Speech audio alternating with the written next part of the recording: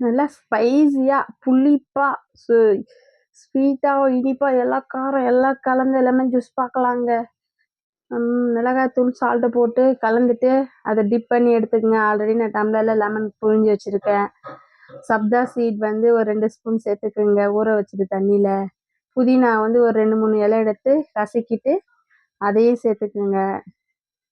அப்புறம் ஒரு டம்ளரில் தண்ணி வந்து தேவையான அளவு சேர்த்துக்கணும். அதுக்கு முன்னாடி சுகர் சால்ட் எல்லாம் சேர்த்து ஊற்றி கலந்து ஐஸ் க்யூப் போட்டு சாப்பிட்டா சூப்பராக செம்ம இருக்குது.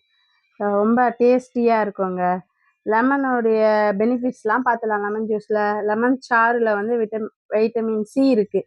அதுதான் சிட்ரிக் அமிலம் இருக்குது. அதனால் நோய் எதிர்ப்பு சக்தி இதில் அதிகம். அதனால் உடம்பு வந்து ஆக்டிவாக வச்சுருக்கோம். இப்போ புதினா சேர்க்கறதுனால அது செரிமானத்துக்கு உதவுது. ஓகேங்களா? வயிறு உப்பசம் அது எல்லாமே சரி செய்யும். அசிடிட்டிக்கெலாம் இது நல்லது.